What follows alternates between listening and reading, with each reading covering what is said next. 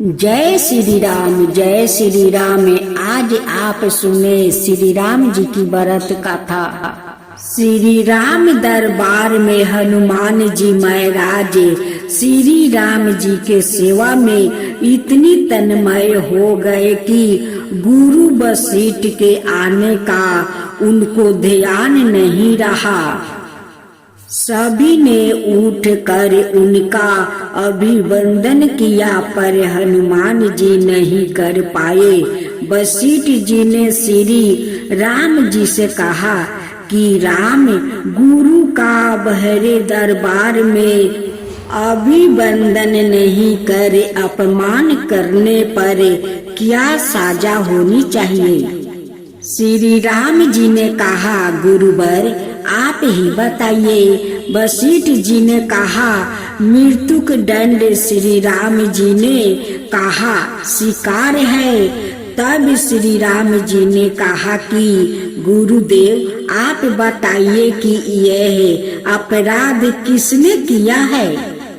बता दूंगा, पर राम वो तुम्हारा इतना प्रिय है कि तुम अपने आप को सजा दे दोगे, पर उसको नहीं दे पाओगे।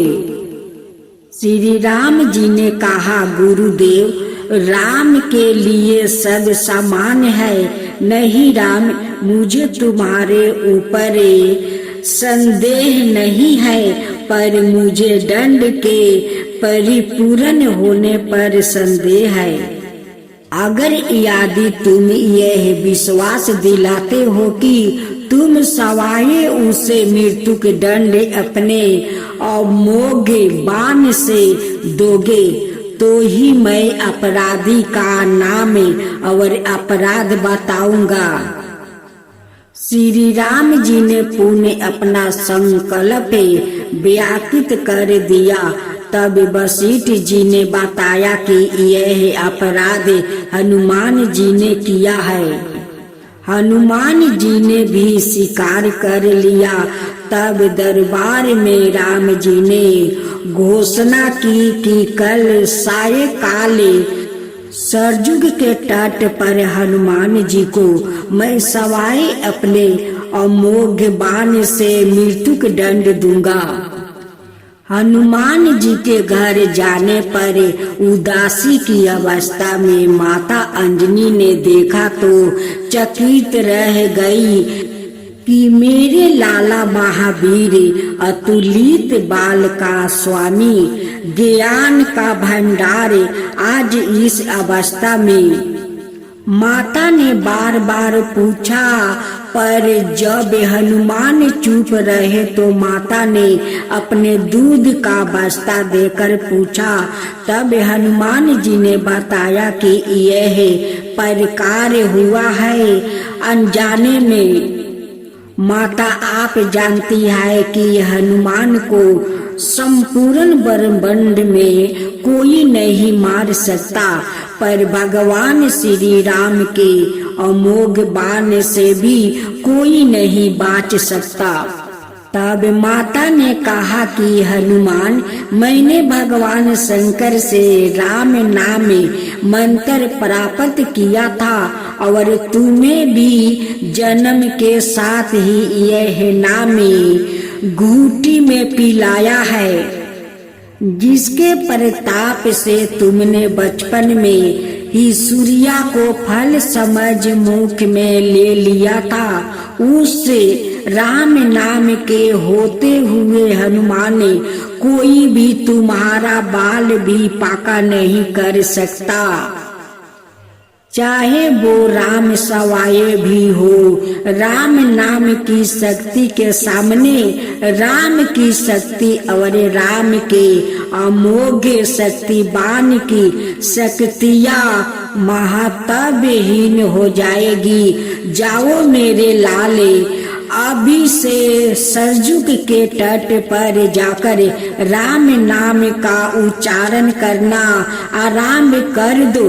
माता के चरण छूकर हनुमान जी सरजुग किनारे राम राम राम रटने लगे। साये काल राम अपने संपूर्ण दरबार सहित सरजुग तट आए। सबको कतूहल था कि क्या राम हनुमान को साजा देंगे।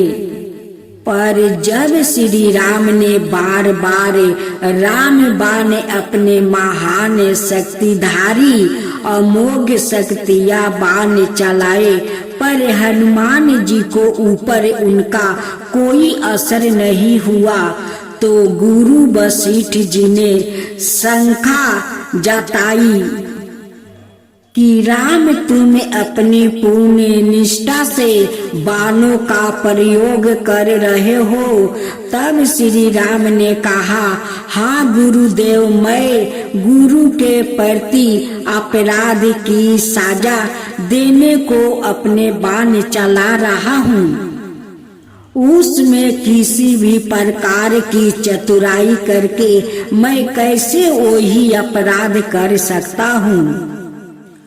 तो तुम्हारे बाण अपना कार्य क्यों नहीं कर रहे हैं। तब श्री राम ने कहा, गुरुदेव, हनुमान राम राम राम की अखंड रट लगाए हुए है। मेरी शक्तियों का असितवा राम नाम के प्रताप के समक्ष महातपहीन हो रहा है।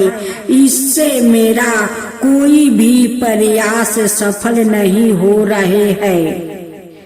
आप ही बताइए गुरुदेव, मैं क्या करूं। गुरुदेव ने कहा, हे राम, आज से मैं तुम्हारे साथ तुम्हारे दरबार को त्याग कर अपने आश्रम जा रहा हूँ, जहाँ राम नाम का निरंतर जप करूँगा। जाते जाते गुरुदेव वशिष्ठ जी ने घोषणा की कि हे राम, मैं जानकर मानकर यह घोषणा कर रहा हूँ कि सवाए राम से राम का नाम बड़ा है।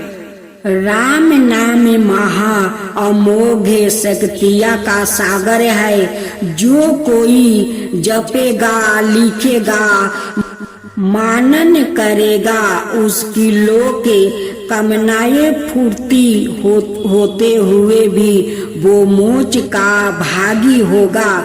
मैंने सारे मंत्रों की शक्तियों को राम में नाम के समक्ष नउंतर माना है। तभी से राम से बड़ा राम का नाम माना जाता है। वो पत्थर भी तैर जाते हैं जिन पर श्री राम का नाम लिखा रहता है।